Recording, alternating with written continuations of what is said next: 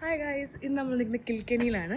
കിൽക്കനിയിലെ ഒരു പഴയ ഒരു കത്തീഡ്രലുണ്ട്, സെന്റ് കാൻസ് കത്തീഡ്രൽ. അതിന്റെ റൗണ്ട് ടവറിന്റെ അടുത്താണ് നമ്മൾ നിൽക്കുന്നത്. ഇത് 13th സെഞ്ചുറിയിൽ പണിഞ്ഞ ഒരു കത്തീഡ്രലും റൗണ്ട് ടവറും ആണ്. അതിന്റെ മുകളിൽ പോയി നമുക്ക് ബാക്കി വിശേഷം.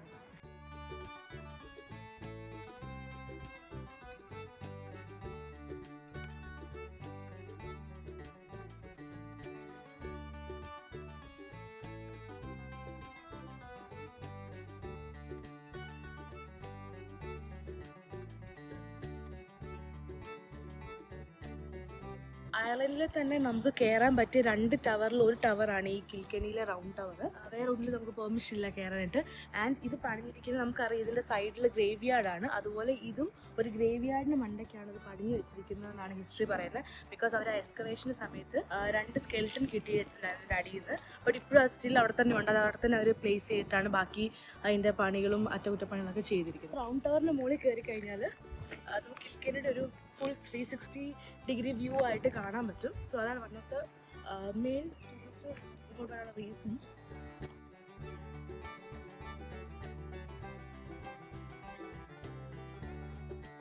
സോ നമ്മൾ ഫൈനലി ഏറ്റവും ടോപ്പിലെത്തി ലാൻഡിൽ നിൽക്കുകയാണ്. ഇതിന് മുകളിൽ കയറിയ ടവറിൻ്റെ ടോപ്പാണ്. ഇപ്പോൾ കുറച്ച് മഴയും വിഞ്ചിയാണ്, അപ്പോൾ എത്രമാത്രം നമുക്ക് വ്യൂ ക്ലിയർ ആവുമെന്ന് അറിയത്തില്ല. ഇതിൻ്റെ അനദർ വൺ ഓഫ് ദ പ്രത്യേകതയാണ്, പണ്ടത്തെ കാലത്ത് മോങ്സിനെ അല്ലെങ്കിൽ പ്രീസ്റ്റിനെ പ്രേയറിന് വിളിക്കുന്നത് ഒരാൾ ഇതിന് മുകളിൽ കയറി ബെല്ലടിച്ചിട്ടായിരുന്നു. അങ്ങനെ ഇവർ പ്രേയറിന് ഗ്യാദർ ചെയ്തുകൊണ്ടിരുന്നത്. അതുപോലെ തന്നെ ഇവരുടെ വാല്യുബിൾ തിങ്സൊക്കെ സൂക്ഷിച്ച് വെക്കാൻ ഉപയോഗിച്ചിരുന്ന ഈ ടവർ. സോ ഇതൊക്കെയാണ് ഇതിൻ്റെ വൺ ഓഫ് ദ അതർ പ്രത്യേകത എന്ന് പറയുന്നത്. പക്ഷേ ഭയങ്കര വലുത് കേട്ടോ. ഇച്ചിരി കുപ്പി വെള്ളമൊക്കെ ആയിട്ട് വന്നാലേ ഉള്ളൂ രക്ഷയുള്ളൂ. ഞങ്ങൾ ഓൾറെഡി അണച്ചു.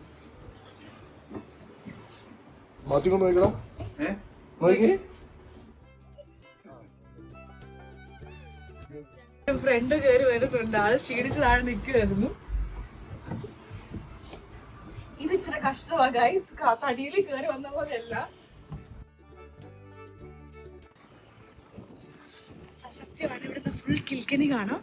ആൻഡ് ഇവർ ചെയ്തൊരു ഗുണം എന്ന് പറഞ്ഞാൽ ഇവിടെ കുറച്ച് ബോട്ട്സ് വെച്ചിട്ടുണ്ട്.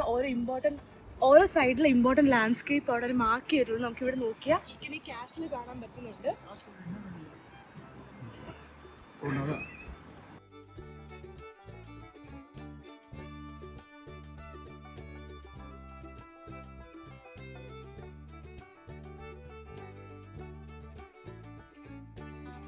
സോ ആകെ ഒരു വിഷമം, കുറച്ച് വിൻഡിയും മഴയായിപ്പോയി.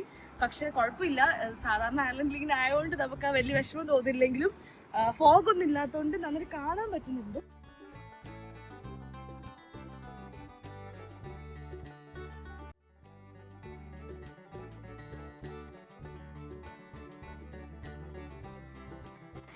കയറുന്ന ഒന്നുമല്ല പ്രശ്നം, ഇറങ്ങുന്ന പ്രശ്നം. ഇവിടെ കയറി കഴിഞ്ഞപ്പോഴാണ് ഞാൻ മനസ്സിലാക്കുന്നത് താഴോട്ടിറങ്ങാൻ നല്ല പാടാം.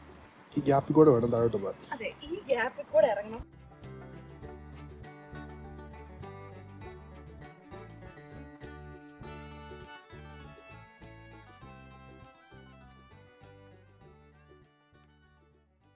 നമ്മളിപ്പോ കയറിയ പോലെ അത്ര ഈസി ആയിരുന്നില്ലെന്ന് തോന്നുന്നു പണ്ടത്തെ കാലത്ത്. ബിക്കോസ് ഇത് കാണുമ്പോൾ അറിയാം ഇത് പഴയ സ്റ്റെപ്സ് ആണ്.